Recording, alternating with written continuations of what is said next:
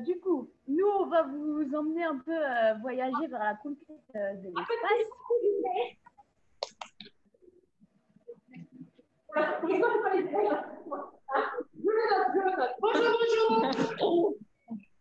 Bonjour. Salut. Salut.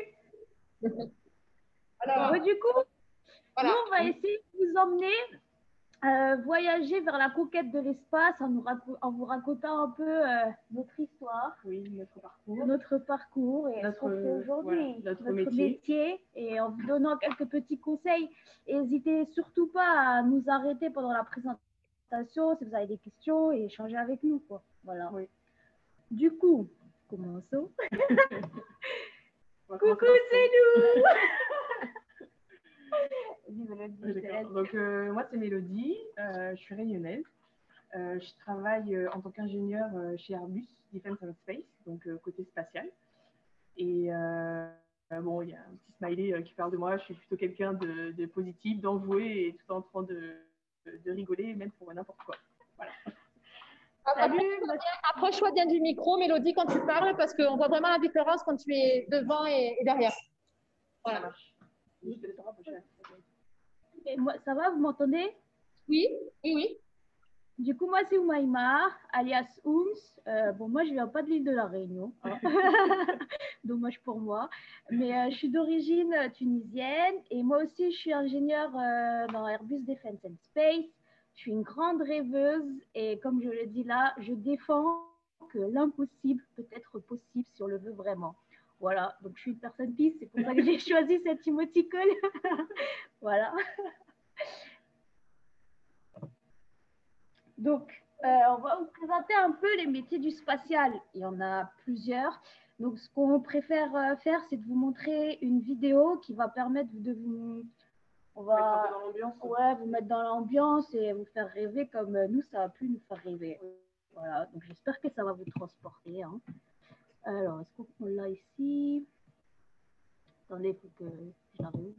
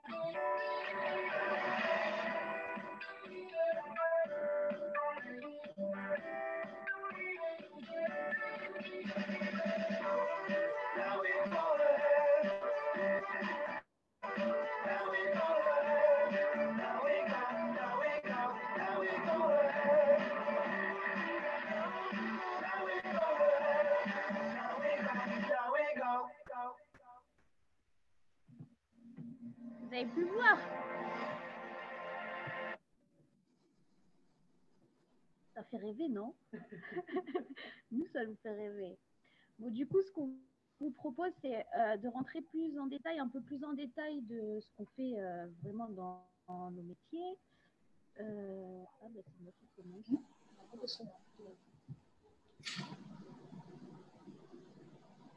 Emma, on ne t'entend plus là. Vous m'entendez? Ah oui. Ah, pardon. Du coup, ce qu'on vous propose, c'est de rentrer plus en détail dans les métiers qu'on fait, avec des petites présentations chacune. Donc, je vais commencer. Donc, moi, comme j'ai dit, je suis ingénieure à Airbus Defence and Space. Je suis ingénieure électrique et puissance. Et aujourd'hui, je gère le développement d'un équipement d'un satellite de télécommunication, qui est le satellite OneSat, qui est un nouveau produit en fait que Airbus fait aujourd'hui. Et moi, je travaille sur le développement du générateur solaire. Donc, je ne sais pas si sur la vidéo, vous avez pu voir sur les satellites, souvent on a des générateurs solaires, des cellules solaires qui permettent de donner, comme je le dis là, la puissance en fait aux satellites pour qu'ils puissent fonctionner et pour qu'ils puissent faire la mission derrière. Voilà, donc ce qu'il faut savoir, c'est que ce qui alimente les satellites aujourd'hui, c'est soit des générateurs solaires, soit des batteries. En fait, les générateurs solaires, c'est ceux qui vont alimenter dès que le soleil, dès que le satellite peut être face au soleil, donc il va récupérer l'énergie solaire et les cellules solaires vont pouvoir convertir cette énergie solaire en énergie, en puissance électrique pour pouvoir alimenter les autres équipements.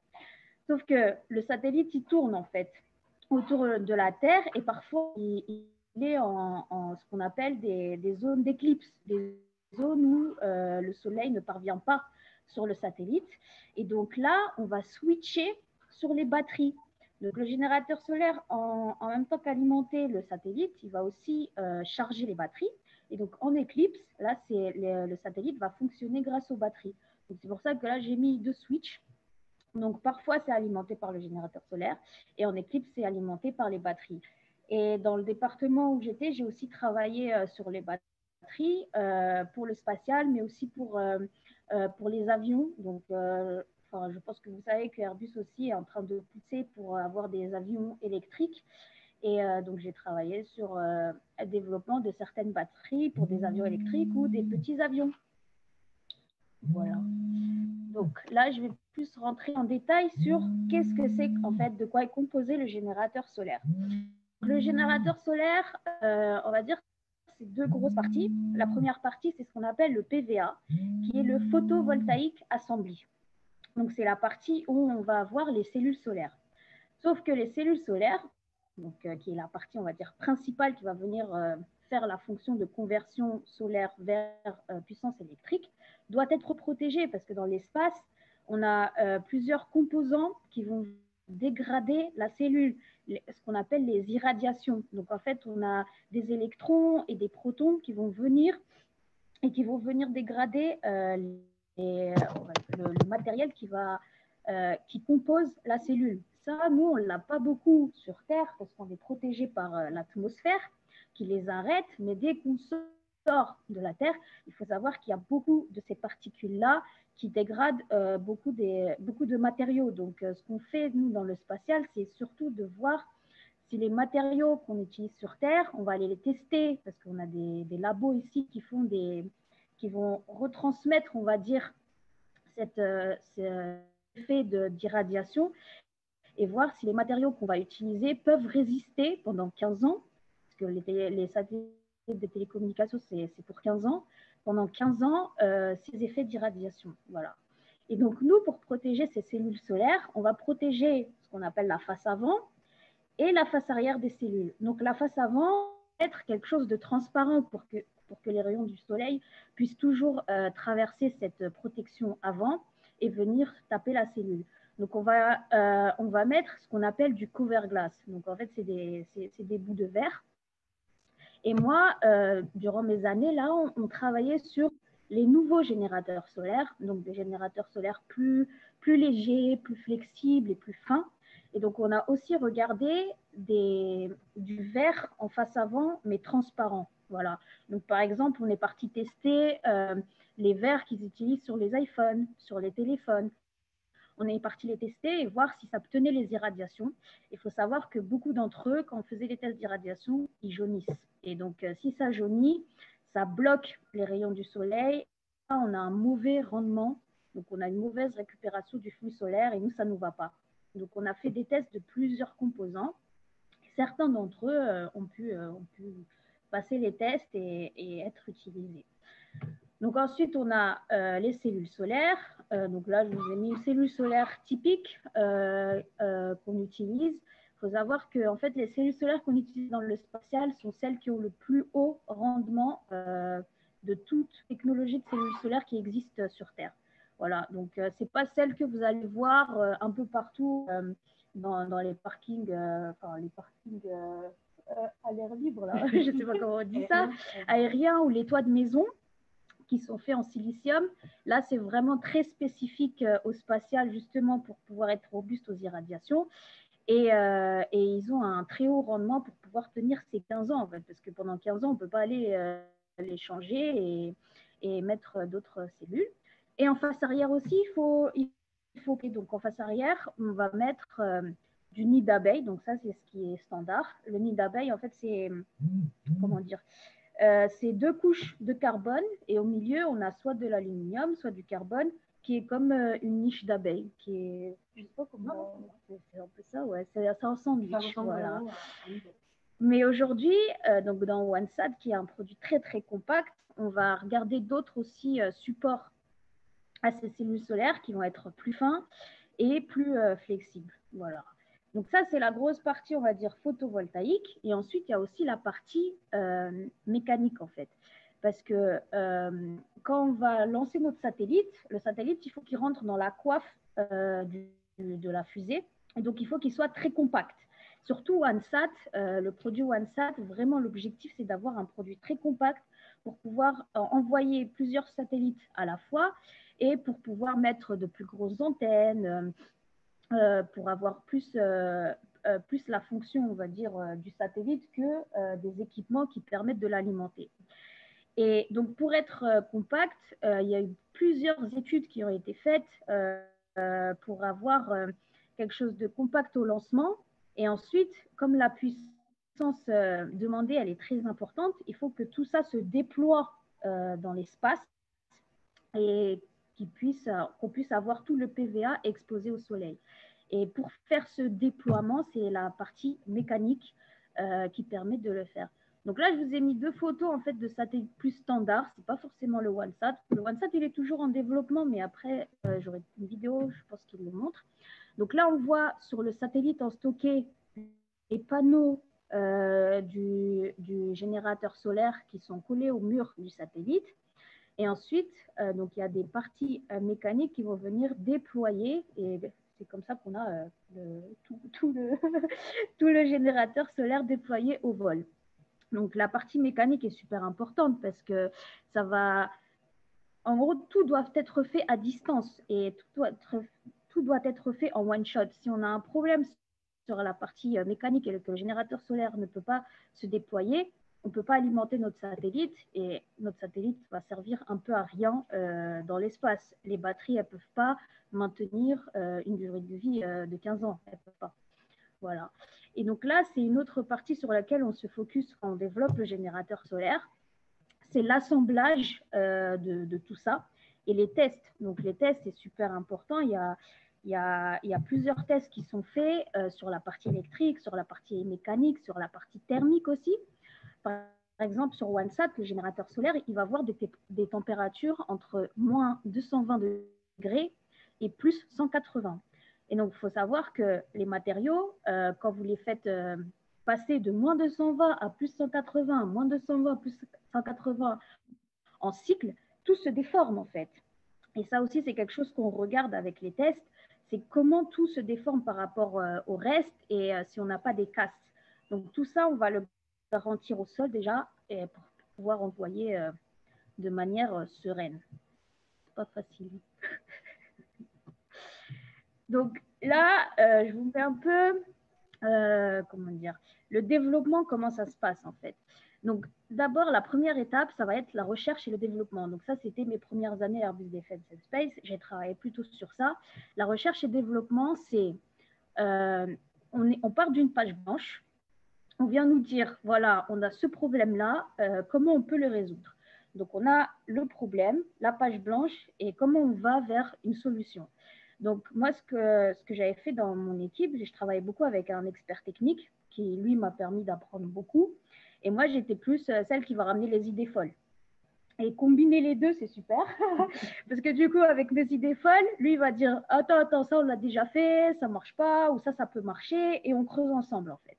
Et donc, ce qu'on a fait, donc, comme pour le cover glass, pour les cellules et autres, on est parti regarder ce qui est fait dans le milieu terrestre. Bon, on appelle ça terrestre comme ça, on était des martiens, mais c'est très différent en fait. Donc, on va regarder ce qui se passe sur Terre, ce qui est fait pour les téléphones, pour les télévisions, etc. Et on s'est dit, est-ce qu'on peut transmettre ça vers le milieu spatial? Et donc, c'est pour ça qu'on a fait, donc là, c'est ce qu'on dit, on s'inspire de ce qui se passe sur Terre. De là, on va réfléchir comment on va combiner ça. On va faire des tests pour voir si ça peut marcher ou pas. Et de là, on apporte des solutions nouvelles. Et OneSat, c'est beaucoup basé sur des solutions nouvelles. Ce qu'il faut savoir, en fait, c'est que dans le spatial, comme on ne peut pas les réparer, on se base beaucoup sur l'héritage et l'expérience. Et donc, venir ramener des nouvelles solutions, c'est un peu difficile à faire accepter, mais si on arrive à tester derrière et à prouver que ça peut marcher, on peut mettre en place. Et OneSat, c'est un des produits qui permet de faire ça. Donc ensuite, après la recherche et développement, donc après avoir cherché les bons produits, les tester de manière, chacun à son niveau, on va faire du design. Le design, c'est, OK, on a ce produit, on a ce bout de verre, on a ces cellules-là, comment on peut les coller les uns avec les autres, pour combien de cellules il va nous falloir pour avoir telle puissance demandée par le satellite, comment on va comment dire, comment on va mettre ça sur un support en face arrière, ce support face arrière, il doit faire quelle dimension, et comment on va tout imbriquer en fait. Et le design, c'est ça. Et en ce moment, nous, on est pour le générateur solaire, on est sur la phase design, donc le critical design, voir vraiment à la fin, le produit doit ressembler à quoi. Une fois que le design est validé, on va faire les tests. Donc, on va faire les tests sur chaque composant individuellement, chaque module individuellement. Ensuite, on rassemble tous les produits, on assemble tous les produits et on fait les tests sur tous les produits. Et pour avoir vraiment la fiabilité de notre produit avant lancement. Et après les tests, là, on passe en production. Donc, on va commencer à produire les équipements de manière identique. Et en parallèle, on va faire quand on va lancer le satellite, il y a toujours un suivi en orbite qui est fait ici au sol, qui permet de récupérer en fait les informations de nos équipements qui sont dans l'espace et voir s'il y a certains problèmes qu'on peut réarranger. Et là, on réimplémente dans la boucle de design pour voir comment on peut améliorer notre design, comment on peut améliorer tel et tel truc avec ces retours d'expérience-là. Voilà. Donc là, j'ai une question ici dans la salle qui est oui. Quels sont les matériaux qu'on utilise pour fabriquer ces satellites? Les matériaux qui vont passer ces irradiations, justement, et ces aspects thermiques. Donc, par exemple, le carbone. Le carbone, c'est bon, ça passe. L'aluminium, ça passe. Le cuivre, mais il doit être protégé. Parce qu'en fait, ce qu'il faut savoir, c'est qu'on a les irradiations. Pour info, j'aurais pu passer un coup de l'hiver, justement, avec une peau carbone. Vous avez vu en noir, c'est la peau carbone. Ah, oui. Voilà. Et à l'intérieur, il y avait le nid d'abeille. Oui. Voilà. Je sais pas si toi tu le vois de là. Voilà. Yes. Voilà. Donc ça passe. Voilà, tout à fait. Après, il y a un autre élément. Hein. Le MLI, la MLI. Je vais continuer à dire. Ça permet de protéger thermiquement. la MLI, en fait. C'est comme une isolation thermique, en fait. Comme une couverture de survie. Une couverture de survie, ouais, c'est vrai. En plus, c'est comme une couverture de survie. Mais par exemple, si vous prenez du plastique, le plastique, il ne va pas survivre. il va se dégrader avec les irradiations. Il ne va pas du tout survivre. Donc, en fait, il faut faire attention aux irradiations qui dégradent tout, aux températures extrêmes et aussi au vide. Parce que, par exemple, les cols, on ne peut pas utiliser toutes les cols. Il y a certaines cols qui ne vont pas supporter le vide parce qu'elles vont faire des bulles. Et quand les bulles vont exploser, la matière qui était dans les bulles des cols va venir se mettre sur les autres équipements. Et donc, sur des équipements, par exemple, qui vont faire de la photographie, c'est pas bon parce que du coup, on va avoir des particules qui vont venir sur l'objectif de l'appareil photo, sur l'optique de l'appareil photo. Ces particules-là vont venir se déposer et donc là, on ne peut plus prendre de photos. Donc, il y a l'école aussi où il n'y a pas toute l'école qui passe. Donc, voilà, je pense les 3 caractéristiques qu'il faut regarder, c'est l'effet d'irradiation, l'effet de la température et l'effet du vide, en fait. Et donc là, on teste tout plein de matériaux et là, vous avez des exemples de matériaux qui peuvent passer. Voilà. Après, on ne sait pas, en fait, si d'autres matériaux peuvent passer si on ne les a pas testés. Donc, c'est là où la recherche et le développement est importante. C'est pouvoir tester des choses qui n'ont jamais été testées parce qu'elles n'existaient pas à l'époque, qui existent aujourd'hui. Donc, on les teste et on voit si ça passe ou pas. Voilà.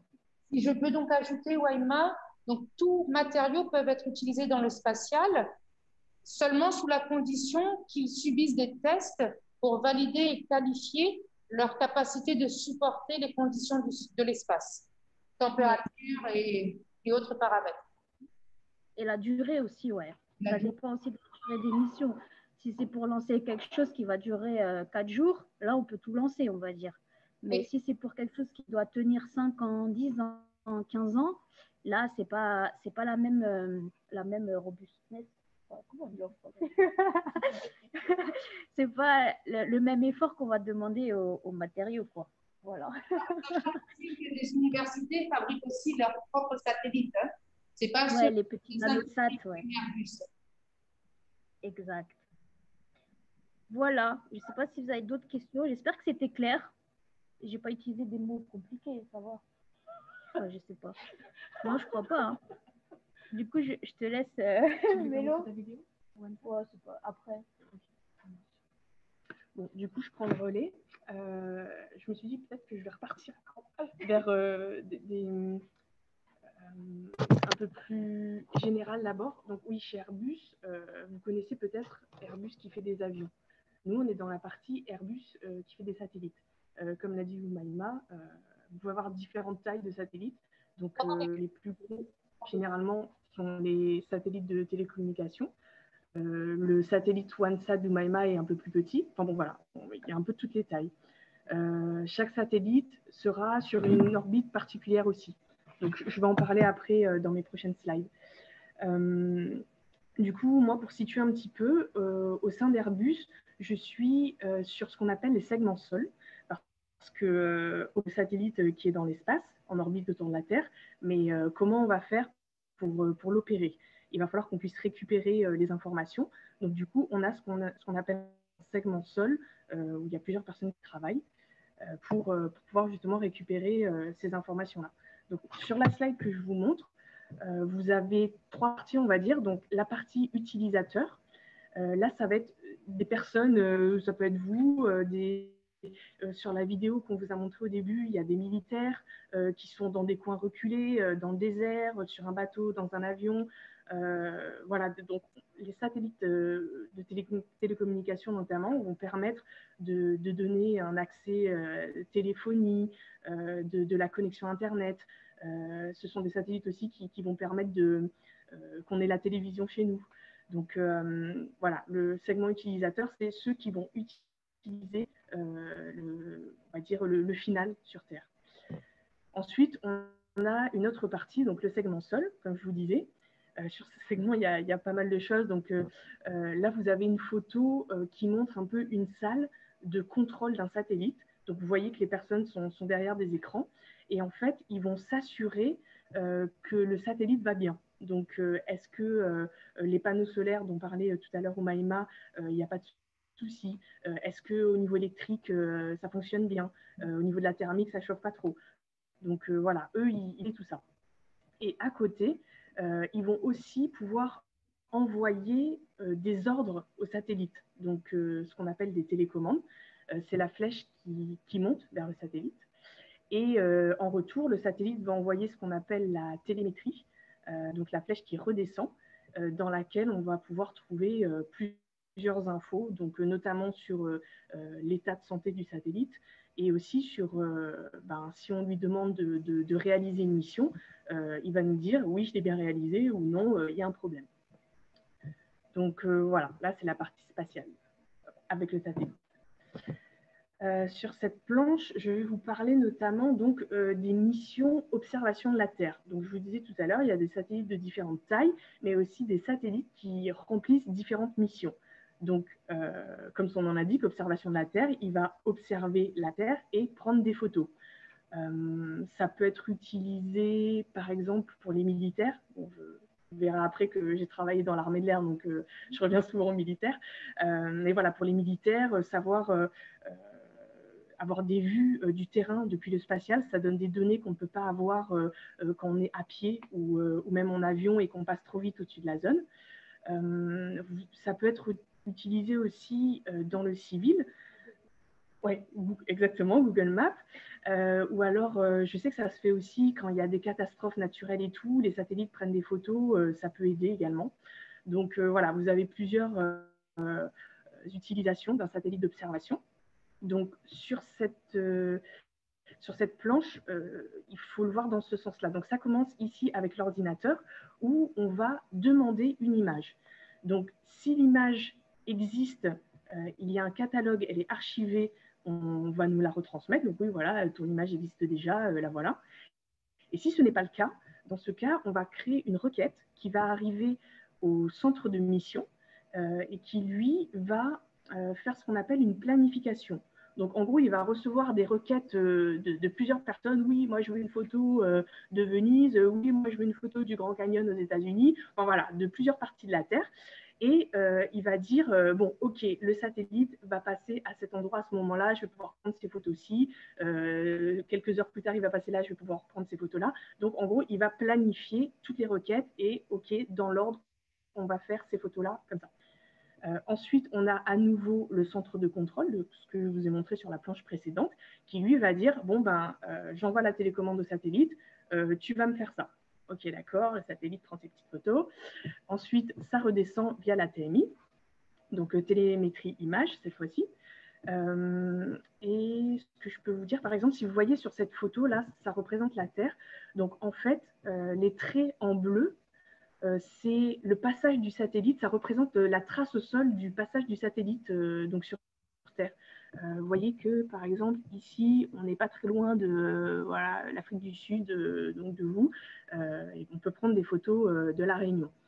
Et vous avez ici les petites bulles en noir, ce sont des stations qui sont au sol, qui vont permettre de communiquer avec le satellite et de récupérer les images. Donc, il faut que le satellite passe dans ces zones-là pour pouvoir transmettre les images au sol.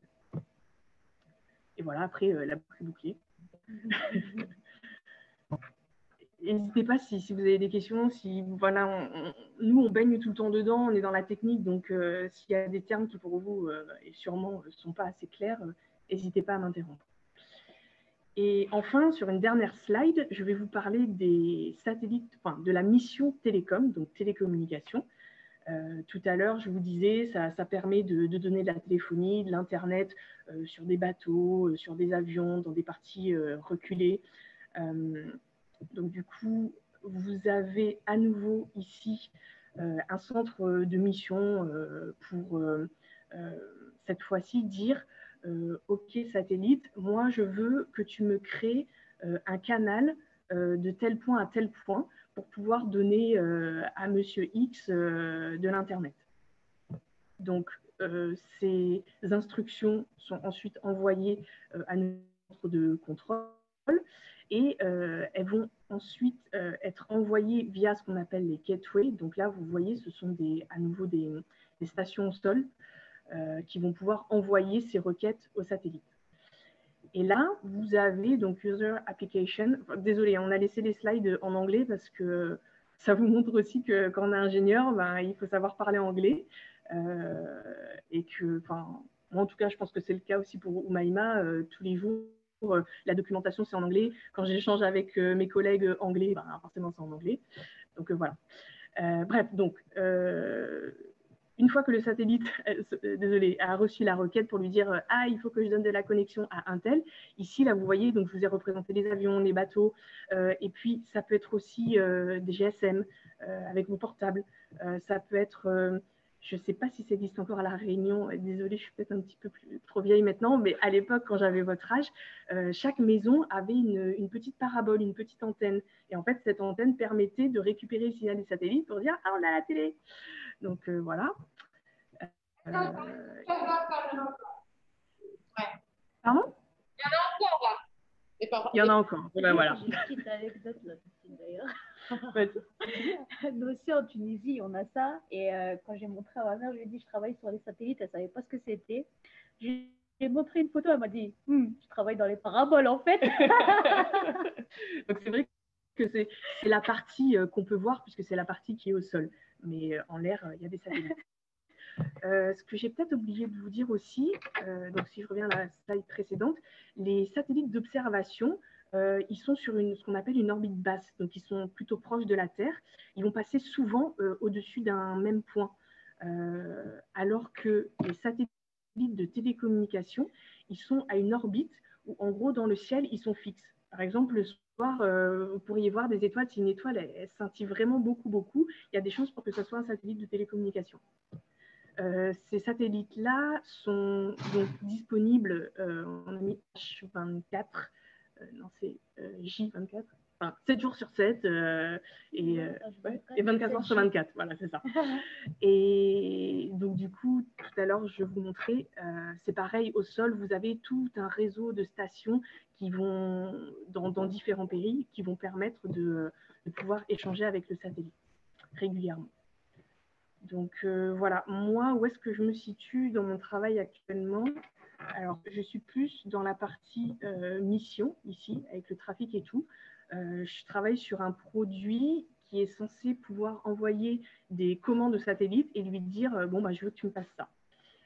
Voilà, en gros.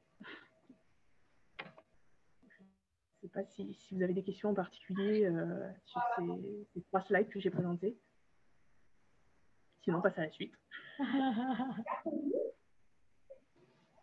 La suite? Ok, la suite. Donc, bah, la suite, ce qu'on vous propose avec Umaima, c'est de faire un petit jeu, un petit quiz. Alors, j'ai pas pensé, je ne sais pas combien vous êtes. Est-ce que éventuellement on pourrait faire, vous allez avoir besoin de vos portables pour vous connecter. Vous pouvez peut-être vous mettre par 3, 4. Comme ça, on fait un peu des équipes et puis on balance le quiz.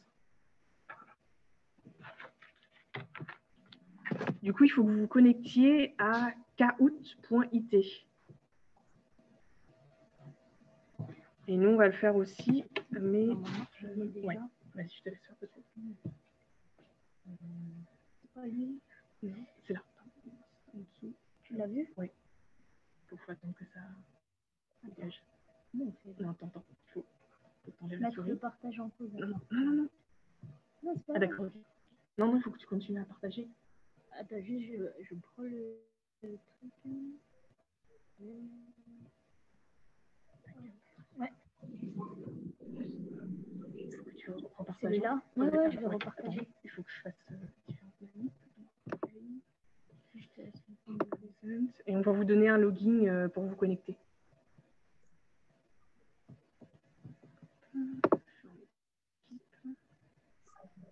Là, je vais partager. Donc, le voyez l'écran? Ouais, le PIN s'affiche à l'écran normalement. Il est là. 59 73 43 0. 0, on va donner à 0 milieu, tu sais. Les chiffres sont... 5.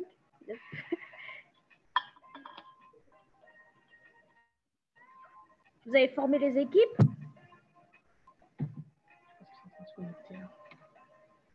Allô? Ils sont en train de... On va les voir apparaître de toute façon. Ouais.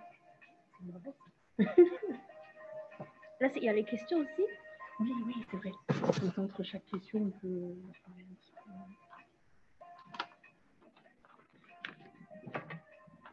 Alors, on pose des questions ou on Non, ça sera écrit. Ça sera écrit. Et Mathilde, ils ont fait un jeu de mots avec les deux prénoms. Et une équipe d'inscrits, une. Nous, on s'appelle les Looms, alors. L'équipe SpaceX. Yes. Ils connaissent SpaceX. Mais qui connaît pas SpaceX? Genre, je sais pas. Elon Musk, quoi. Oublie. Attends, player limit reached. Oh Ils ont non. droit qu'à 3? Alors, apparemment, on est limité à 3 équipes. Est-ce que éventuellement, donc on a 3 équipes qui sont déjà inscrites. Ceux qui ne se sont pas encore inscrits, est-ce qu'ils peuvent se mettre dans les 3 équipes déjà inscrites, s'il vous plaît? Désolée, parce que sinon, il fallait que je paie et je n'ai pas payé.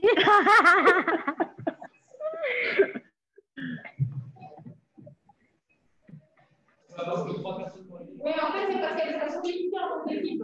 Il faut 3 équipes. Il faut 3 équipes. Voilà. Mettez-vous.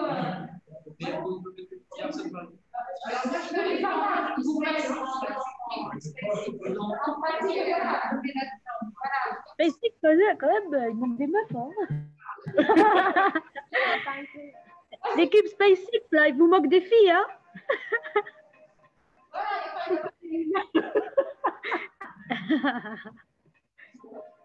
Du coup, c'est bon pour vous. On voit qu'il y a 3 équipes là qui sont inscrites. Il y en a qui sont sans équipe. On va nous dire dans la page 15.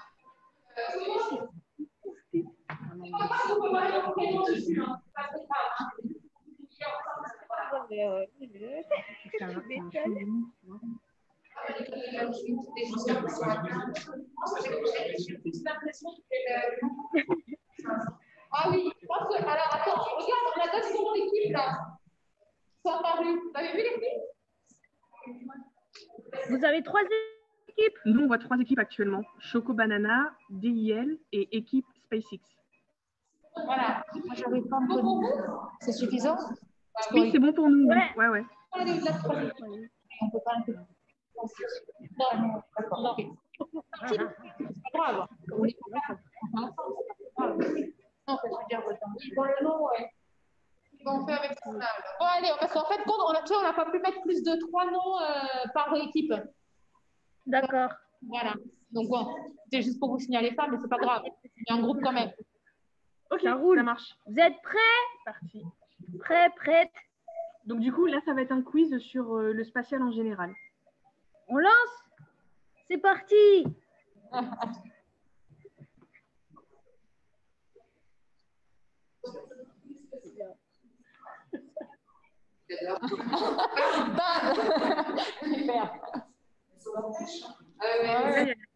Qui s'affiche et vous aurez des propositions juste après. La question, elle est toujours là-haut. Oui. Hein. Donc, le 3 novembre 1957, l'Union soviétique lançait SpaceX 2, mais que contenait ce deuxième satellite? Alors, vous avez vu, le temps est compté. Hein. Vous avez un chrono sur la gauche là-bas. Donc, vous répondez à la partie. D'après-vous, on aurait dû être transporté hygiène. À la photo. Il vous reste 10 secondes.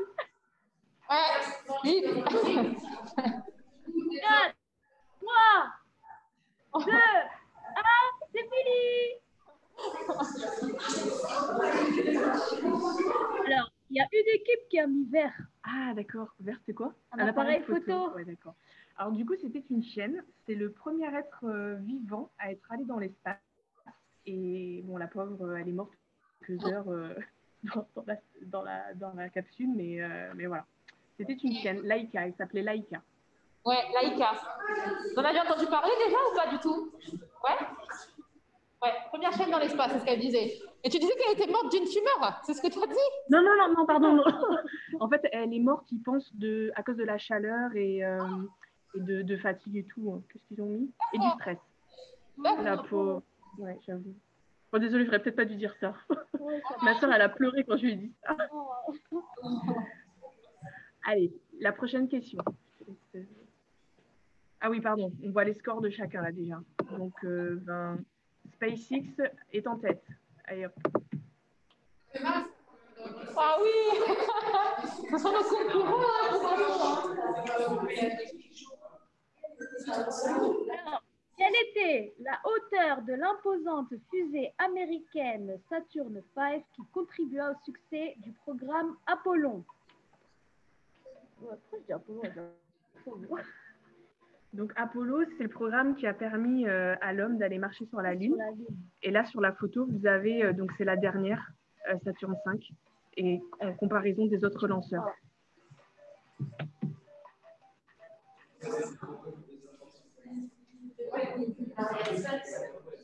Attention, plus de 2 secondes, ça y est. Oh yeah! Oh. Ok, bon, bah, bien fait. Il y a une équipe qui a oublié de répondre, je crois. Ouais, on a que ils ne sont pas mis d'accord. Quelqu'un a oublié, non? Donc, en effet, la fusée Saturne V, donc, qui était une fusée américaine, elle faisait l'équivalent de la taille de Big Ben. Et là, vous voyez, si on prend des lanceurs Ariane 5, c'est presque le double d'un lanceur actuel qui envoie des satellites dans l'espace. SpaceX aussi, vous êtes petit, hein? Regardez.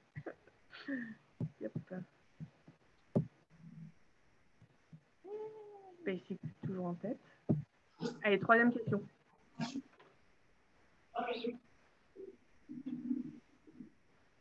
Buzz. Donc, l'astronaute Buzz Aldrin qui a marché sur la Lune, deuxième homme à avoir marché sur la Lune, d'où lui vient son surnom.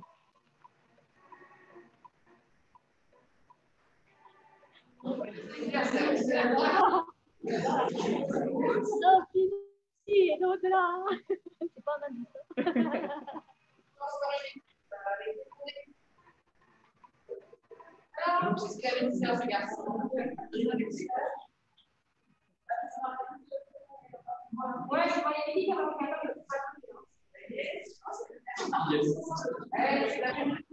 Voilà. C'était sa petite sœur. Ouais. Donc du coup, en fait, quand elle était petite, sa petite sœur n'arrivait pas à dire brother. Elle disait Buzzer. Et du coup, Buzz est resté et il l'a pris comme nom, comme prénom officiel.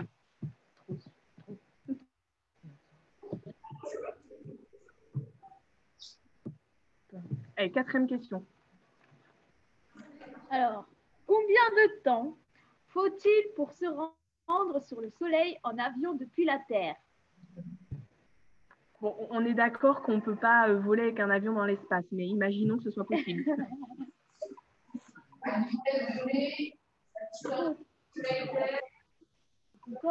Oui. Avec sur un vol long courrier, genre Paris-Réunion, voilà, un avion qui va à peu près à 920 km/h.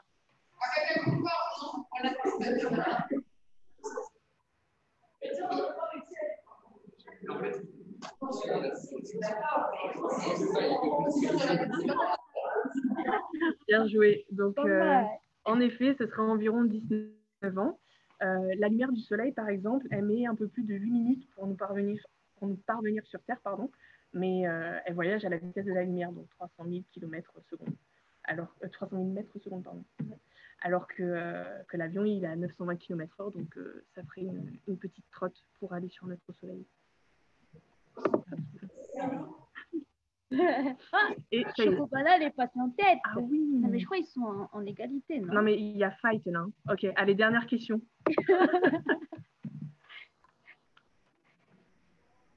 Il a dit. Ouais, vas-y.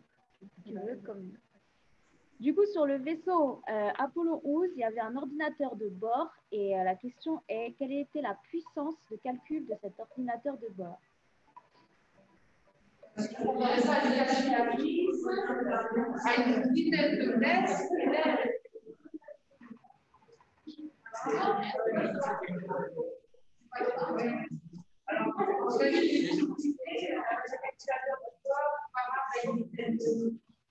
C'est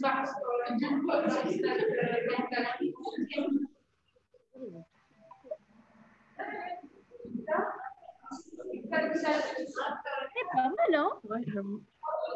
J'ai pensé légèrement à cette partie. Donc, en effet, c'est bien une puissance inférieure à celle d'une calculatrice pour collégiens. À l'époque, en fait, les ordinateurs apparaissaient tout juste et ils avaient c'était calculé à la main par les gens qui travaillaient à la NASA. On le verra un petit peu après, on va vous montrer l'exemple d'un film qui retrace l'histoire de femmes qui faisaient partie de ces équipes de calcul, de trajectoire, de capsules qui envoyaient l'homme en orbite autour de la Terre et puis ensuite plus tard vers la Lune. Et du coup, le grand gagnant. Chocobanane. Voilà, bien joué. Je ne sais pas si vous aurez droit à des goodies. Mais c'est pas mal, hein, 4 sur 5. Mais moi, quand je l'avais fait, j'avais pas. Il y a un autre quiz. Donc, une revanche est possible. Oui. Voilà. Une revanche est possible. Okay. Dans des magnettes. Bon, on va vous donner les récompenses, les filles. Madonna? C'est l'équipe de filles? Allez.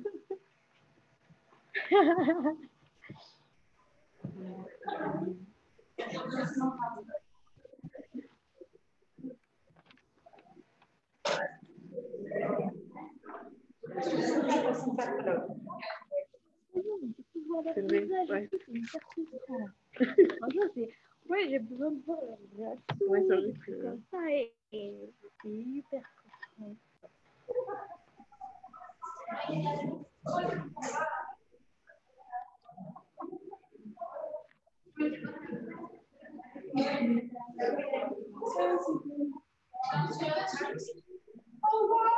Ça vient pas de l'espace.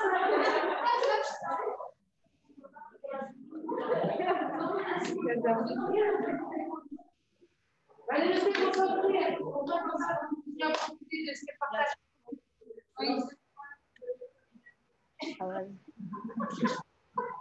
Bon, on parlera des cadeaux après. Allez, enchaînez les filles. Bon, on enchaîne. C'est bon, on enchaîne? Allez, vas-y. Donc là, on vous a montré un peu ce qu'on faisait aujourd'hui. Donc maintenant, on va vous montrer comment on est arrivé jusque-là. En fait. Donc on va vous raconter un peu notre parcours et appelez-nous notre chemin de vie. Donc on va vous raconter un peu nos origines, notre histoire et qu'est-ce qui nous a menés jusque-là en fait. Donc là, déjà, une image de satellite. Hein. Donc là, là où tout a commencé, donc tu peux commencer. Oui, donc moi, comme je vous l'avais dit, je viens de La Réunion, c'est pour ça que j'ai mis une image satellite de l'île. Ah non, vas-y. Et donc moi, là, je vous ai une photo de la cité dans laquelle j'ai grandi. Donc, je viens de la banlieue parisienne, dans 93. Et donc, je viens de, comme je vous ai dit, mes parents viennent de Tunisie. Ils se sont installés en banlieue et j'ai grandi dans une cité. Voilà. Et c'est vraiment ma cité, là, sur la photo. Hein. J'ai trouvé ça sur Google, j'étais trop contente. Et quand tout a basculé. Donc, du coup, moi, je suis partie en métropole après avoir fait 2 premières années de prépa maths-sup maths-spé à La Réunion. Et j'ai décidé en fait, de redoubler ma 2e année à Versailles pour avoir, dans une prépa un peu plus prestigieuse, entre guillemets, pour essayer d'avoir l'école que je voulais. Peut-être tu peux aussi raconter. Oui. Okay. Et donc moi, j'ai fait toutes mes études en banlieue parisienne. Donc j'ai fait mon collège, mon lycée, qui était juste à côté de ma cité. Et comme j'ai pu raconter, en fait, à cet endroit-là, il n'y avait pas de blancs, en fait. Et quand on voyait des blancs, on pensait que c'était des Français d'origine française, etc. Et quand j'allais les voir, Non, mais toi, t'es français. Enfin, une fois, non, moi, je suis portugais ou je suis espagnol. Et donc, en fait, j'ai vécu pendant 18 ans sans côtoyer de blancs, c'est-à-dire de français métropolitains. Des oreilles, quoi. Ah, c'est comme ça que vous les appelez? Voilà, pendant 18 ans, alors que j'étais en France, quoi. J'ai pas côtoyé de métropolitains. Et ensuite, donc, j'ai fait un lycée qui était classé dans les 10 derniers de France. Et j'ai voulu partir en prépa parisienne. J'ai été acceptée dans une prépa parisienne qui est au Marais. Je ne sais pas si vous connaissez. Le Marais, c'est un quartier de Paris. Un quartier qui est de assez Paris. Voilà, assez huppé. Et le jour où j'ai été acceptée, faut savoir que tout mon lycée m'a applaudi en me disant vas-y, va leur montrer le 93, c'est qui et tout ça. Et donc là, c'est passé de l'autre côté du périph'. C'est pour ça que j'ai mis cette affiche-là du film. Et là, c'est un autre monde, en fait. Et quand je suis passée de l'autre côté du périph', là, j'ai commencé à voir les oreilles. C'est ça que vous dites. Même qu'à un moment donné, j'ai vu une personne d'origine africaine. Je suis allée le voir. Je me suis dit, oui, lui, il va être mon pote et tout ça. C'est quelqu'un comme de mon quartier et tout. Je lui dis bonjour et tout ça. Il me dit, oui, bonjour et tout ça. J'étais là, oulala. Même les blagues chez eux, c'est pas les mêmes que chez moi, quoi. Enfin, et donc, en fait, j'avais l'impression, j'ai changé de pays. J'ai changé de. Enfin, vraiment. Hein. Alors que je suis juste passée de l'autre côté du périph'. Voilà. C'est vrai que peut-être pour rebondir sur ce que dit Oumaima, moi je suis arrivée directement à Versailles et c'est vrai que c'est aussi un autre monde. Alors déjà, c'est la métropole, c'est un autre climat, c'est une autre mentalité. Mais en plus, arriver à Versailles, où c'est le pays du roi Soleil, où ils sont tous un petit peu coincés. Ouais, non, au début, c'était pas évident, surtout que moi, je suis quelqu'un d'assez un petit peu voilà, excentrique et je dis un peu tout ce que je pense. Et du coup, ça les choquait beaucoup. Donc au début, l'intégration a été assez difficile. Surtout que j'étais en prépa, donc c'est un moment de la vie où c'est pas forcément évident parce on fait que bosser, on n'a plus de vie sociale. Donc, on part loin de sa famille. Premier hiver, il faisait moins 17 degrés. Je me souviens, j'allais manger à la cantine et tout. Quand je respirais l'air par mon trou de nez, ça allait glacer mes dents. C'était vraiment affreux. Mais bon, voilà, c'était un début. Je pense que tous les Réunionnais, la première fois qu'ils partent de la Réunion pour aller faire leurs études ou pour travailler en métropole, la première année est toujours la plus difficile, je pense. Ouais, on monte ta vidéo. Ouais. Ah oui, alors du coup, j'ai mis une petite vidéo. Oula, il se passe quoi? Et puis, désolé, il y a du monde devant l'écran et parce qu'on a un petit groupe qui doit partir, elles ont le bus à prendre.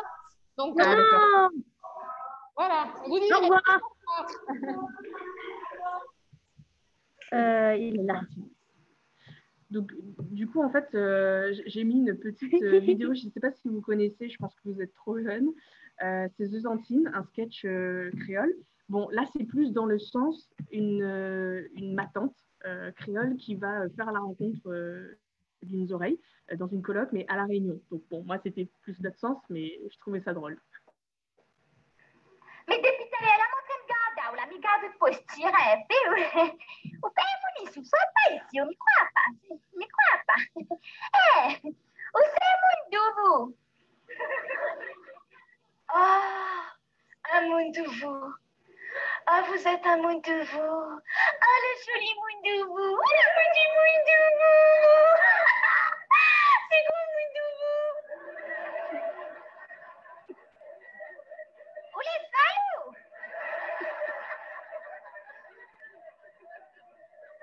Dans quel pays vous sentez-vous? Jeune Paname, Paris et France. Ah, la France! Ah, ben ma fille, c'était putain là, vous dites la France. Ah, je connais bien la France. Ah, oui. Ah oui, mon premier garçon parti l'armée là-bas. Ah, oui. Et mon demi-frère a parti dans la Creuse. Oui, en France, même la Creuse. Mais il n'y a rien à faire dans la Creuse. Ah, ma fille, tu n'as pas rien pour faire dans la Creuse. Moi, mais oui. Rester ici, là, dans sa télé comme ça, on va payer son billet d'avion pour tes enfants là-bas parce qu'il était stérile quand il était ici. Ah, ben, mais depuis hier, ça, ta mère, son tamannerie, la famille. Ah, oui. Ah, là, qui va en France, ça, tu peux mettre 15, 20, 30 enfants à un moment donné. Mais là, t'es compté. Moi, tu dis, ma tante, ma fille compté. Oui, et puis, reste trop longtemps. Non, non, là, elle arrive là-bas, mais après, là, fait la coca, elle a retourné. Non, là, fait la coca, elle a retourné. Le frère, le cocalé. Les retourner. Le frère, le cocalé, les retourner. Les retourner là. Le frère, le cocalé. Où les femmes?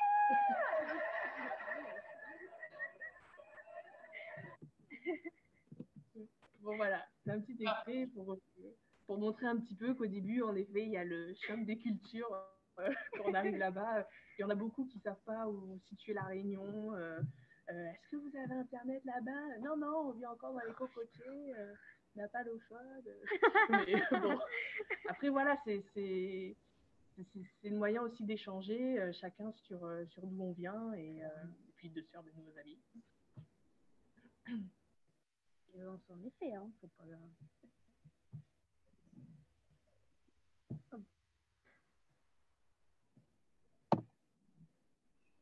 Oui. Bon, du coup, je vais enchaîner aussi. Alors, sur cette slide, on a mis... pour moi, en tout cas, elle contient beaucoup de choses. La première image où on voit des claques, des refus, j'ai voulu mettre pour vous montrer que, voilà, mon universitaire, il n'a pas tout le temps été joyeux. Ça a commencé avec... D'abord, j'ai été refusée dans des prépas parisiennes quand j'étais en terminale. Alors que j'étais dans une classe européenne, j'étais parmi les premiers de ma classe, si c'était la première, j'avais un super dossier et là on me dit que non, je ne suis pas prise et on ne m'explique pas pourquoi. Donc pour moi à l'époque c'était vraiment dur parce que j'avais mis la prépa de la Réunion mais vraiment au cas où en dernier et il n'y a que là où j'ai été prise. Ensuite, la deuxième claque, c'est quand je n'ai pas eu l'école que je voulais au bout de mes 2 années de prépa. Faut savoir que la prépa, je ne sais pas si certains d'entre vous s'y sont inscrits, mais il faut être prêt psychologiquement. Vous n'allez plus avoir de vie. Moi, je suis très sportive, j'ai dû arrêter le sport, plus de vie sociale. Donc, moi, vivant à La Réunion, pendant 1 an, je n'étais pas allée à la plage. Quand j'y repense, je me dis c'est fou quand même. Bref, donc voilà, 2 années où vous savez que ce sont des sacrifices et bam, j'ai pas l'école que je veux, donc si je la veux vraiment, la solution c'est de redoubler. Donc allez, encore une année de calvaire. J'ai décidé de partir, comme je vous l'ai dit, à Versailles parce que je pensais que j'aurais plus de chance en intégrant une grande prépa. Et après, quand je suis arrivée sur place, allez, un autre coup de claque parce que quand on redouble, on est censé être dans les premiers de la classe.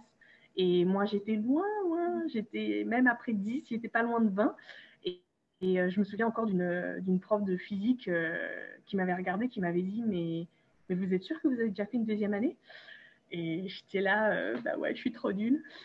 Et ensuite, 3e claque. Non, je ne sais plus c'était quoi ma 3e claque. Attendez, je vais regarder sur mes notes. La 3e claque, c'était... Ah oui, merci. Oui, donc j'en ai parlé. Et la 4e claque, ouais, c'était l'arrivée à Versailles. Donc déjà, moi, je suis partie toute seule. J'ai dû m'installer toute seule. C'était chaud.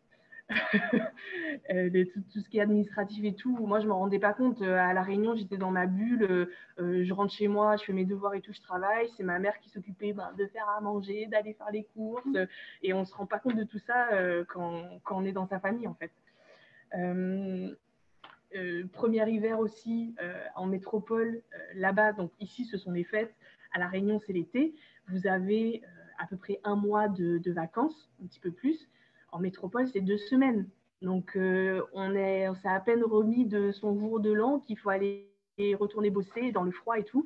Donc, voilà, c'est des mots qui ont été difficiles et où il fallait s'accrocher. Je sais que certains de mes amis, eux, ils n'ont pas supporté d'être loin de la famille, d'être dans le froid et tout.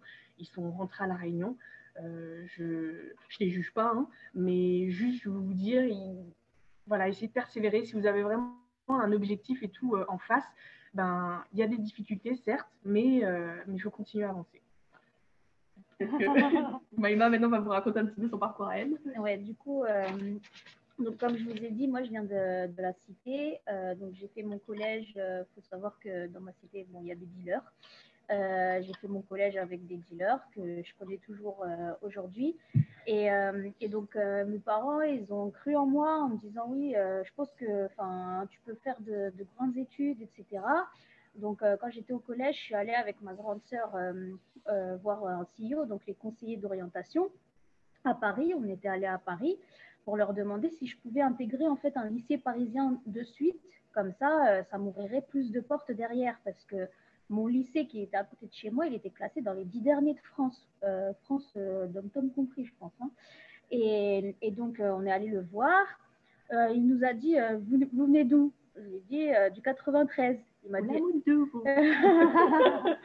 et là, il m'a dit, ah non, mais c'est mort, vous pouvez oublier les lycées parisiens. Et là, ma sœur, elle lui dit, mais attendez, regardez au moins son dossier. Et donc là, il a vu le dossier et il a dit, ah oui, d'accord, ah oui, ah oui, elle pourrait y aller, mais du coup, pour respecter un certain quota. Donc en fait, j'avais l'impression que si on me prenait, c'était pas pour forcément ma valeur, mais pour cocher une case, quoi, en fait, chez eux. Et donc, on a refusé. Donc, j'ai fait mon lycée à Pantin, dans le 93. Et il faut savoir qu'en fait, dans mon lycée, on ne nous prépare pas du tout à aller en classe préparatoire. On nous prépare à avoir le bac, juste. Enfin, on n'a pas le lycée, en règle générale, on n'a pas un niveau pour pouvoir préparer à aller en prépa. Mais moi, mes profs, ils croyaient en moi. Et donc, ils m'ont poussé à quand même postuler en classe préparatoire. Bon, j'ai postulé. Bon, après, ça, c'est la prochaine slide. Donc, j'ai été acceptée en prépa. Et c'est vrai que j'avais trop peur parce que je me suis dit, enfin, je viens de l'autre côté du périph, je vais être nulle, je vais être en retard. Les lycées parisiens, on les prépare déjà pour la prépa. Nous, on nous prépare juste à avoir le bac. Enfin, je vais être à la bourre totale, quoi.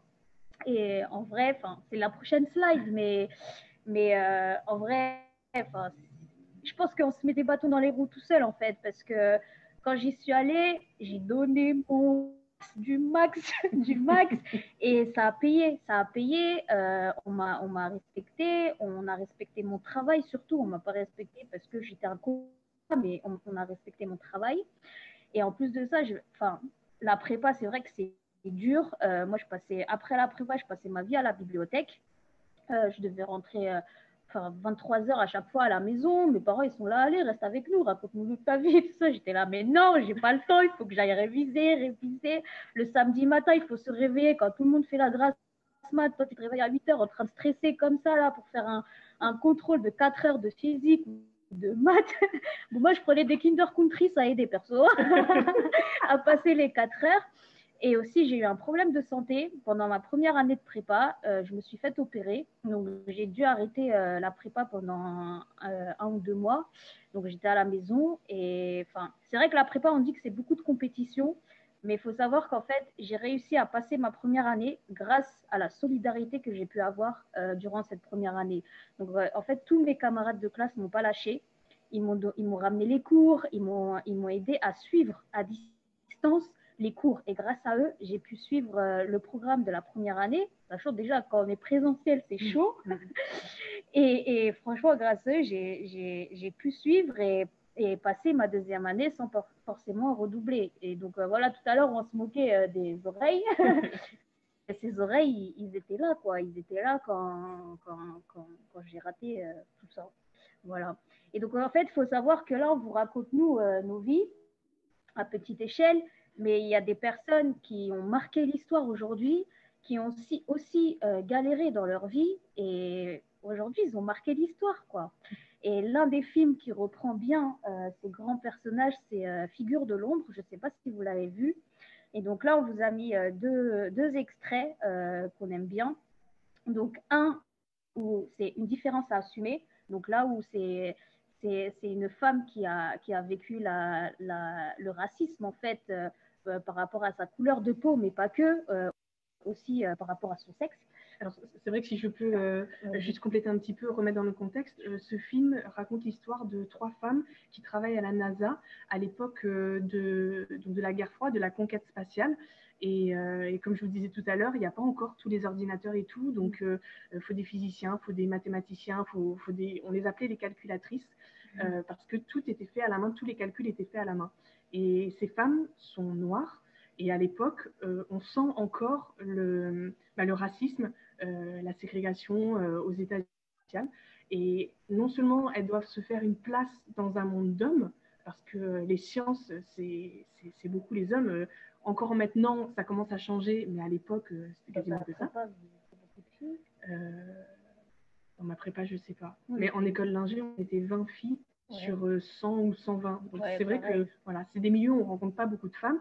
Et en plus, quand on est de couleur, ça rajoute encore... notre poids, voilà. Donc, moi, personnellement, je l'ai vu, ce film, j'ai trouvé vraiment très, très beau. Si vous avez l'occasion de le voir, n'hésitez pas. Et donc, comme disait Oumaima, on va vous passer 2 passages.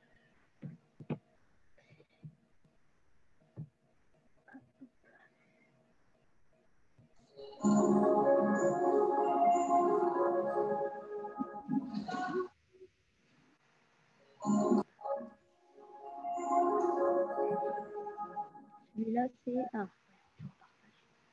Ouais, j'arrive. Je le mets au début. Ouais. C'est parti. No.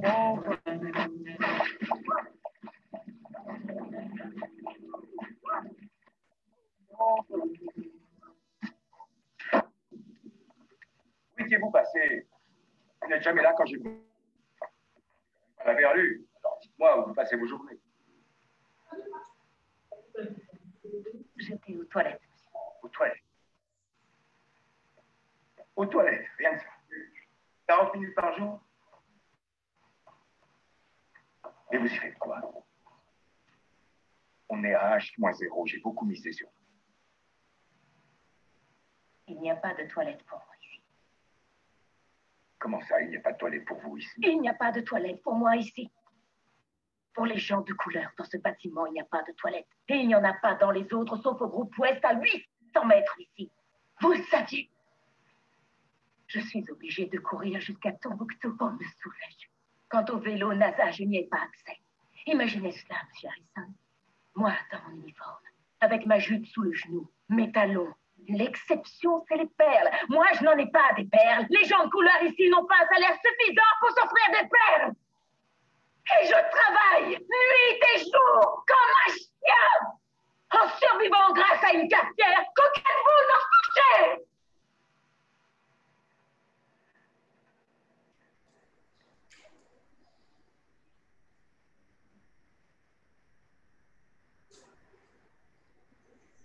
Alors, excusez-moi si parfois je dois me rendre aux toilettes au cours de ma journée. J'adore ce passage. Moi, il me fait pleurer perso. Hein. Je sais pas vous, mais on a un autre passage. Celui-là. Hein. Oui. Voilà, le poster, il a essayé de passer le rencard des toilettes pour laisser cette toilette. La suite. J'ai la sensation que j'ai on le voit mieux, ça. Vous pouvez le passer éventuellement. Voilà. Et c'est des faits réels. Franchement, allez le voir, il est trop bien. En plus, je ne sais pas si vous connaissez la série Empire, mais c'est l'actrice de la série Empire, Cookie Lyon. Je l'aime trop. Marie Jackson demande pour suivre des cours à l'école secondaire de Hampton. Bonjour, votre honneur. On parle ici d'une école pour blancs, madame Jackson. Oui, votre honneur, je suis au courant. La Virginie est encore en état stationniste. Les filles, comme ça tourne un peu, je crois que cet extrait sur ma clé USB, je vais peut-être le passer directement. Ok. Ouais, puisque là, on n'entend pas très bien. On n'est pas top. Beaucoup, oui. On va voir. Ah, je suis obligée de mettre ça. Comment je fais là pour l'écran? Je peux enlever? Pas grave. J'enlève le partage. Non, tu n'es pas obligé de fermer le partage. Ah, ok. Tu peux, toi, partager ton écran et tu d'abord ouvres la vidéo. Alors, où est-ce que tu peux? Alors, c'est effacer. Ah, oui, d'accord. D'accord. Là, tu vas dans ton local, tu sélectionnes.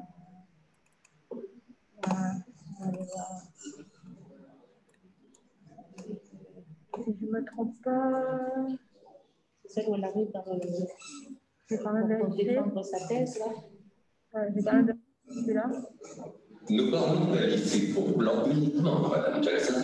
J'en suis tout à fait consciente, monsieur le juge. La Virginie est un État ségrégationniste. Puis-je vous parler en privé?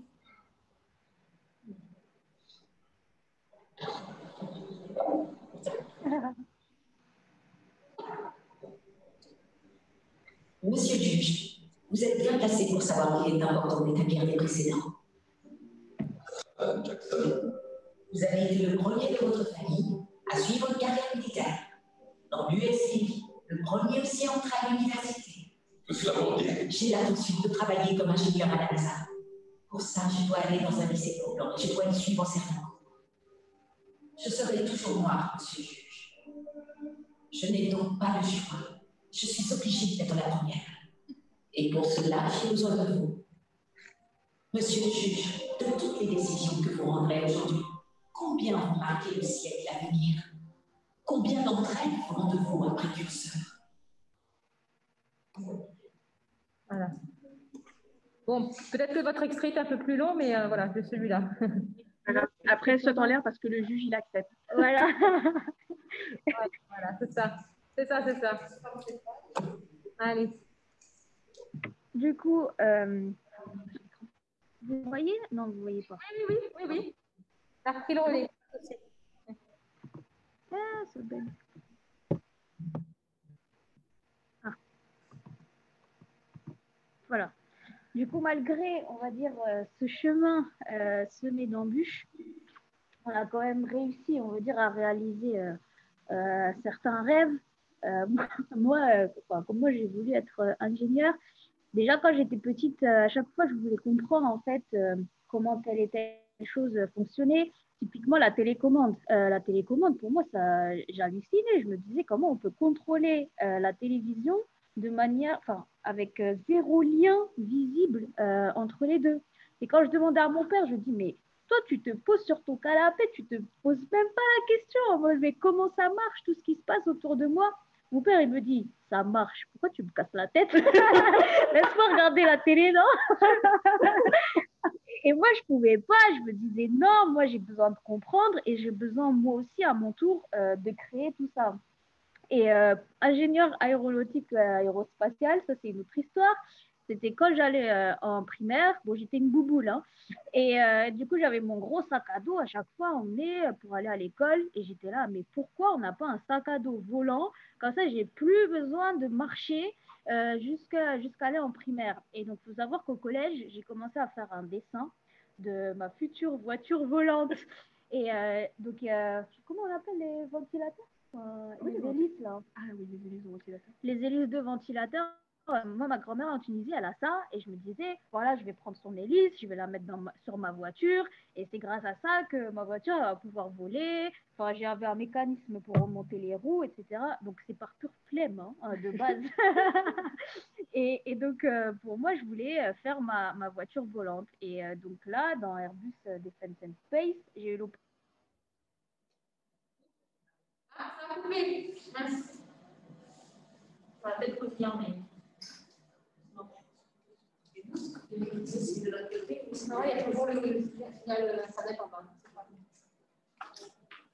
J'ai eu le même problème tout à l'heure. Hein.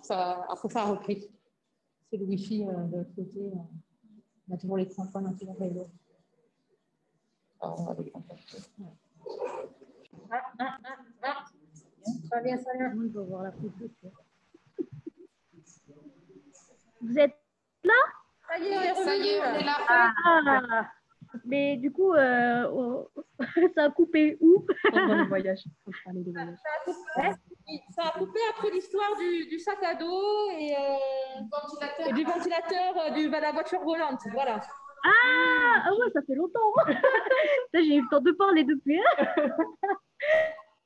Et donc, je disais que quand j'ai démarré à Airbus Defence and Space, j'ai rejoint l'équipe qui faisait les batteries pour les voitures volantes. Et donc, quand j'ai vu ça, j'étais là, mais non, j'ai envoyé ça à toute ma famille en mode, regardez, ils font des voitures volantes et je travaille avec eux. Donc, voilà, enfin, en gros, le métier, c'est quelque chose qui m'a permis de réaliser un de mes rêves d'enfant, en fait. Et tout mon parcours a permis d'apprendre beaucoup de choses et de décortiquer un peu les secrets du monde. Et c'est ce que je voulais. Bon, il y a encore beaucoup de secrets qui attendent à être découverts. Donc, moi, j'ai hâte encore de creuser. Mais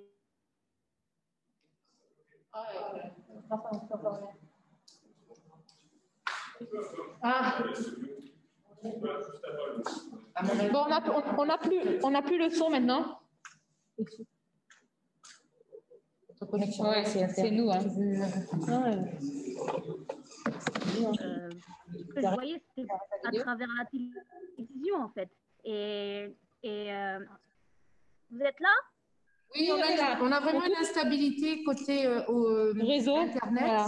On a coupé les vidéos et on va couper.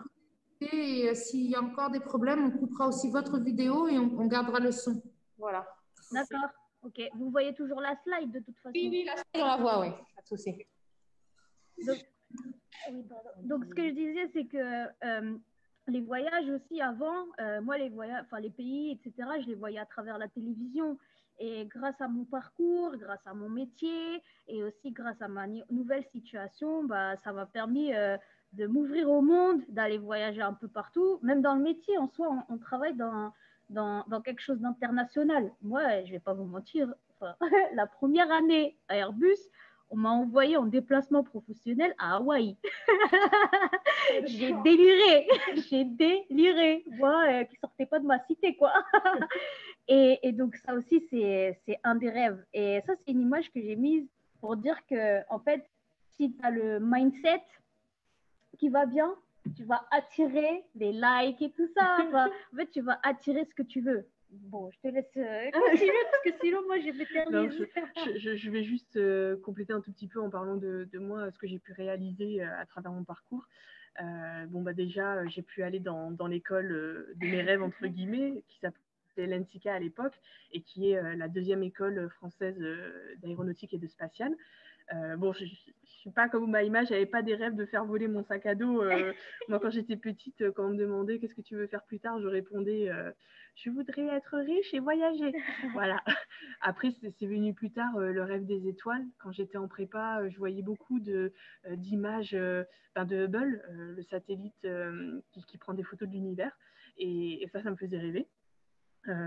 J'ai eu l'occasion aussi, quand je suis passée à Paris, d'aller à une conférence d'un grand monsieur qui s'appelait André Breik et qui est aujourd'hui décédé. Mais franchement, c'était par hasard. Je suis arrivée dans l'amphithéâtre pour une autre présentation et là, ça a commencé à se remplir et tout. J'ai dit, mais qu'est-ce qui se passe?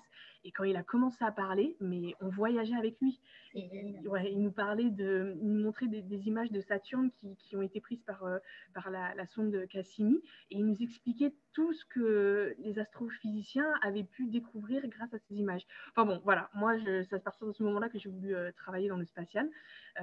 Du coup, avec mon parcours, j'ai dû passer avant par l'armée de l'air parce que voilà, je trouvais pas de boulot. Pendant près d'1 an, j'ai été au chômage et ça a été ma première porte d'entrée dans le monde professionnel. Donc, j'y suis passée, tant pis. Et maintenant, j'ai la chance, comme Oumaima, de pouvoir bosser à Airbus Defence and Space. Il faut savoir qu'en France, vous avez soit Airbus Defence and Space, soit Thales Alenia Space. Ce sont les deux plus grands qui se tirent dans les pattes pour obtenir tous les contrats de spatiaux. Et du coup, voilà, d'être sur Toulouse, sur un métier qui me plaît, qui me fait aussi rêver un peu quelque part, parce que voilà, le matin, vous vous levez, vous êtes content d'aller travailler, vous y allez pas reculons. Ça, c'est vraiment génial. Et puis, je suis d'accord avec Oumaima, le fait aussi d'avoir la chance de voyager à côté, parce que maintenant, on a une bonne situation. Moi, depuis, je suis allée en Islande, je suis allée aux États-Unis, je suis allée en Norvège, et j'ai encore envie d'aller dans plein d'autres endroits. Et après le Covid. Après le Covid, on est d'accord. Donc, voilà, ça a demandé beaucoup de sacrifices, mais après, au bout, il y a la récompense. Donc, avec... Il y a 2 slides encore. Oui, mais je ne sais pas si on aura le temps. Ah, on fera le quiz à la fin. On fait à la fin. Bon, on avait mis cette slide-là pour vous montrer que voilà, tout au long de votre parcours, vous ne serez pas tout seul.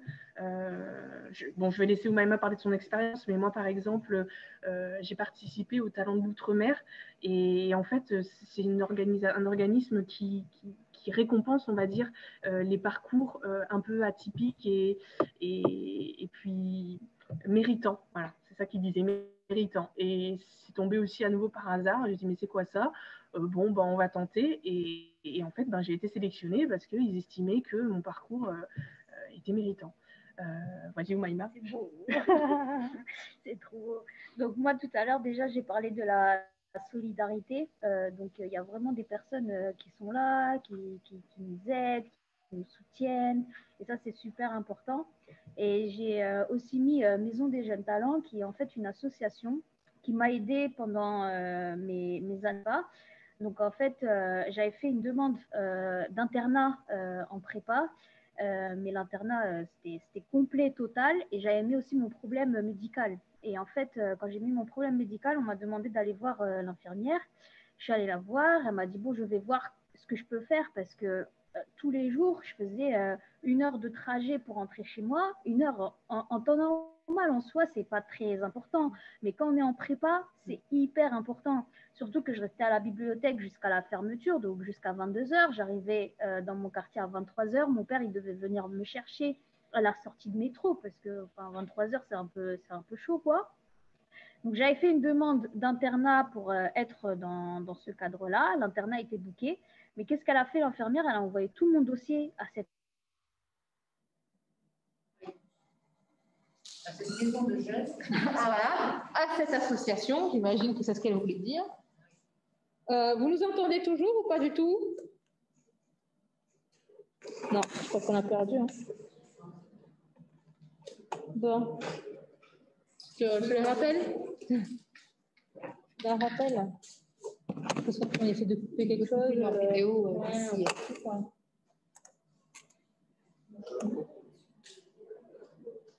Ça va aider.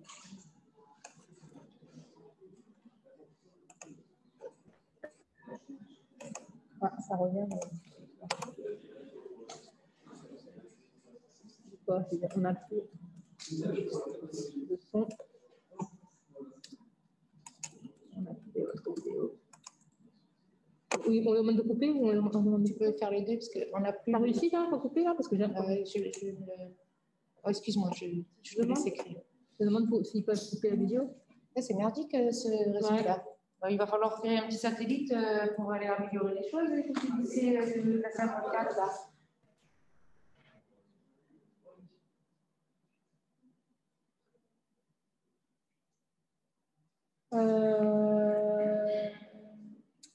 Est-ce que quelqu'un m'entend? Je crois qu'elles aussi, elles ont perdu. Hein. Je pense qu'elles ont perdu le truc. Hein. Bon, c'est pas grave. Un réseau orange aussi. Tant pis. Tant pis. Ils ont mis le Wi-Fi du Plénap, c'est ça? Ouais. Et tu vois, c'est pas hyper stable. Enfin, ils n'osent plus hein, de leur côté. Elles nous disent qu'elles attendent qu'on se reconnecte. Ah. On n'est pas déconnectés là. Non, on n'est pas déconnectés. Est-ce que vous nous entendez? Oui, et vous? Ah, ben voilà. Ça y est, c'est bon. Allez-y. Ok, cool. On s'est arrêté où? On s'est arrêté où? Tu as eu ta demande de logement d'internat soumise par l'infirmière, voilà. Association. Là. Ok, et du coup, l'association, elle m'a accepté et m'a offert en fait un logement gratuit en plein centre de Paris, là où vous avez la Sorbonne, le quartier latin, quoi, où il y a toutes les grandes écoles, et qui était à 5 minutes de ma prépa. Et en fait, gratuit, quoi. Enfin, moi, je ne savais même pas que ça existait, ce genre de choses. Et le but, en fait, de cette association, c'est de me donner les mêmes cartes et les mêmes, on va dire, les mêmes conditions que les autres pour que je puisse réussir ma prépa. Parce que c'est vrai que moi, dans l'appart de mes parents, on est 7 dans la famille. J'ai 4 sœurs et frères. Et à chaque fois, il y a quelqu'un qui va venir me raconter sa vie, etc. Je n'ai pas ma propre chambre, je n'avais pas mon bureau. Et c'était important, quoi. Dans la prépa, il faut vraiment un cadre et surtout avoir des personnes qui comprennent dans quelles conditions on est. Et ça, et du coup, ça permettait d'avoir ce soutien moralement, de se dire, bon, ok, on est tous dans la même galère. Au moins, on ne se sent pas seul, quoi, et seul à souffrir, parce que tout le monde est dans le même cas dans ce cadre-là. Et c'est pour ça que j'ai mis la marraine, la bonne fée, parce que l'infirmière, c'était un peu ma marraine, la bonne fée. Et voilà, donc cette association-là, elle existe toujours. Il y en a plusieurs qui sont là pour l'égalité des chances, qui croient en nous, en fait, et qui vont pousser des personnes. Donc, n'hésitez pas à faire appel à des associations et autres, parce que ça existe et c'est pas assez connu, je trouve. Et c'est dommage que ce soit pas assez connu, parce que ça apporte une aide, enfin, waouh, quoi. Et du coup, une dernière slide pour vous donner quelques conseils de sage. Alors moi, je voulais vous dire, c'est pas parce que vous venez de la Réunion, d'une petite île et tout, que vous n'êtes pas autant capable que les métropolitains. Voilà, après, c'est sûr, ce sera un petit peu plus dur parce que vous serez loin de votre famille. Vous ne pourrez pas rentrer tous les week-ends ou pendant toutes les vacances chez vous. Mais voilà, on a les mêmes capacités, on en est capable. Et il ne faut pas douter de soi, il ne faut surtout pas se sous-estimer. Pardon. À un moment, Maïma parlait du fait qu'elle faisait partie d'un quota dans les prépas parisiennes. Moi, c'était pareil, quand je suis arrivée à Versailles, j'ai appris qu'ils m'avaient prise parce que je faisais partie du quota étranger. Donc, ils considéraient que la Réunion, c'était l'étranger. Enfin, c'est hallucinant. Mais bon, ça ne m'a pas empêché d'y aller quand même et de faire mon bonhomme de chemin. Donc, voilà. Vous avez des rêves, n'hésitez pas à les poursuivre. Voilà, osez, exactement, osez. Et bon, moi, je vais parler en tant que réunionnaise. Le fait de devenir de la Réunion, d'avoir grandi parmi tout plein de cultures, pour nous, c'est normal et tout. Ça, c'est une force. Il faut que vous en serviez pour vous ouvrir quand vous arriverez en métropole. Voilà, vous rencontrerez d'autres personnes qui viennent de la Réunion. Tant mieux, ça vous aidera. Mais allez aussi vers les autres. Vous ferez plein de rencontres merveilleuses et vous verrez que ça pourra que vous enrichir. Ouais, donc moi, si je peux ajouter, c'est vraiment que, en fait, je me suis rendu compte que notre différence, elle faisait notre force, en fait, parce que ça nous permettait de se différencier des autres. Et être différent, ça ne veut pas dire forcément.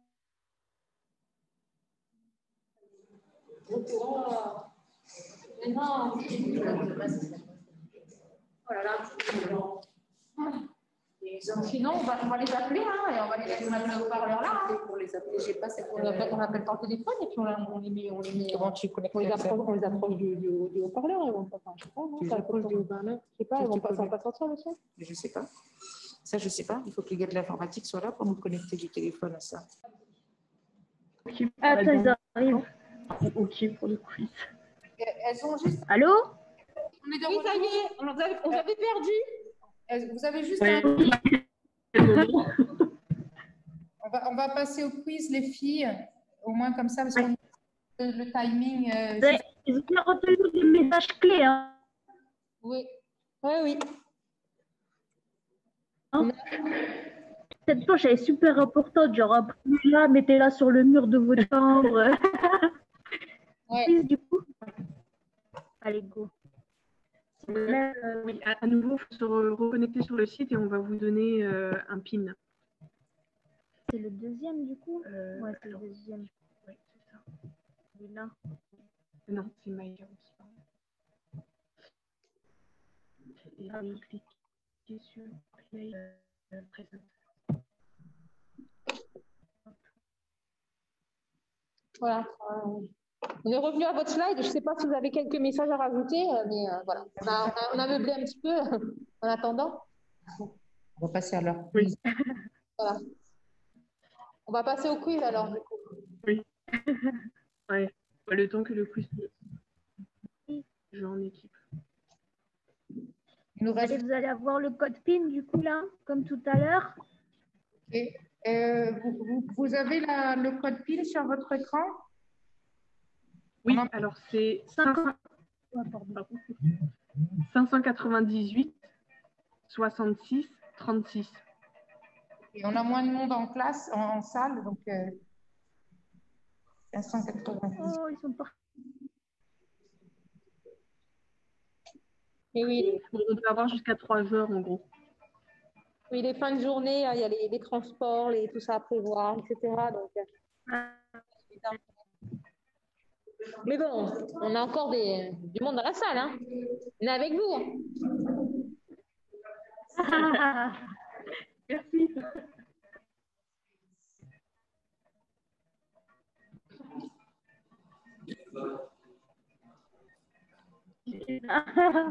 Après SpaceX, ils sont passés à l'ESA. Ils leur ont parlé toute la semaine. Ben oui, il y a moyen, ouais. Moi, je sais pas tout ça quand je te dis, c'est grave. Pour SpaceX, je ne sais pas encore. On prépare. On prépare? Ouais, mais pour moi, c'était un petit truc tout début. Ouais, le gars veut faire du tourisme dans l'espace. Ah, bien.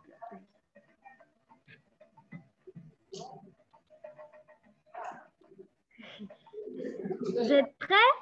Super, bon, on peut commencer. Du coup, ce nouveau quiz, c'est pour vous montrer un petit peu la place des femmes dans le spatial.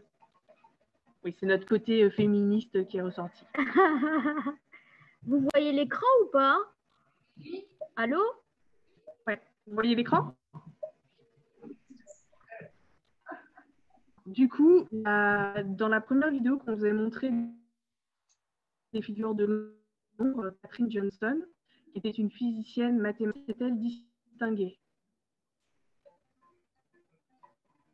Pour l'instant, vous voyez les réponses? Non, pas du tout. Pour l'instant, quoi?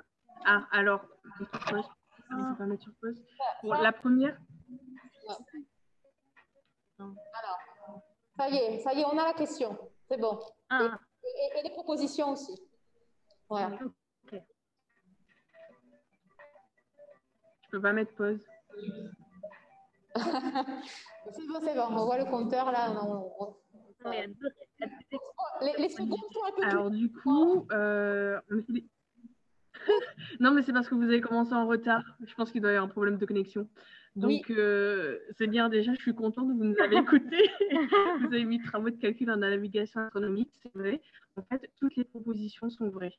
Elle a reçu la médaille présidentielle de la liberté de Barack Obama il y a quelques années. Elle est décédée en 2020. Ah mon Dieu. Bon, ça y est.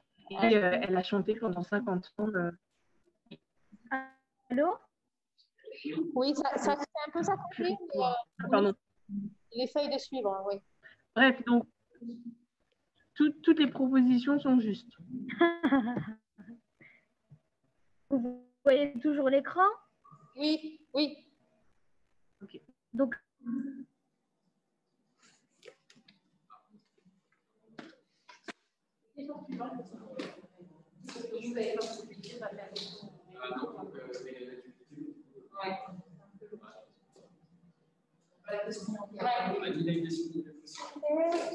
Bon. On n'a pas. Allô? Aïe, aïe, aïe. Je m'entends plus.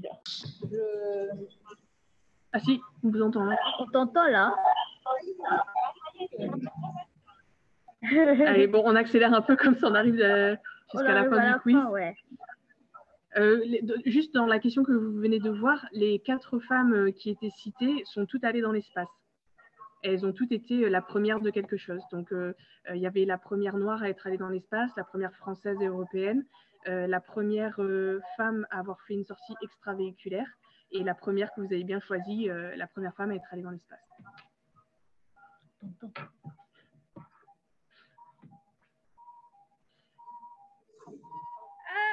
Ah, je vais raccrocher, Peut-être je me mute. On va la raccrocher.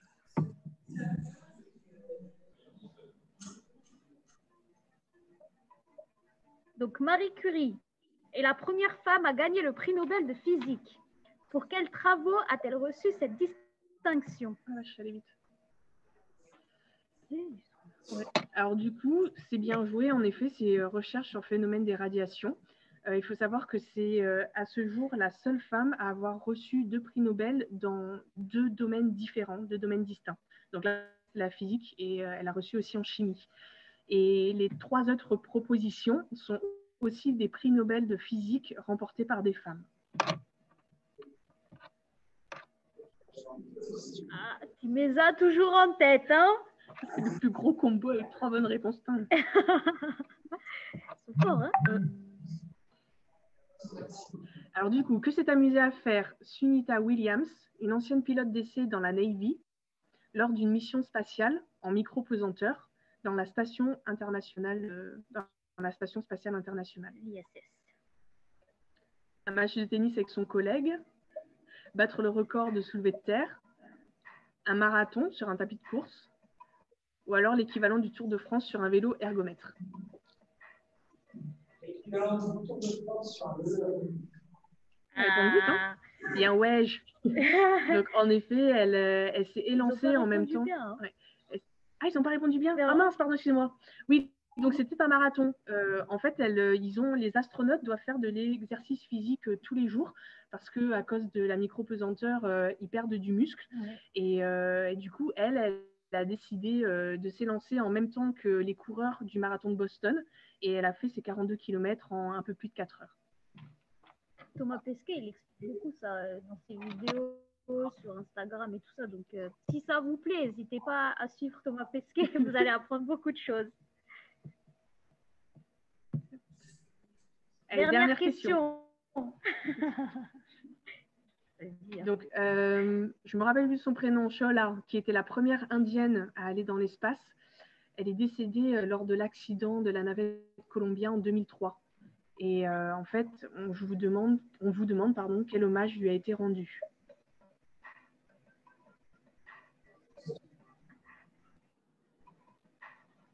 Non.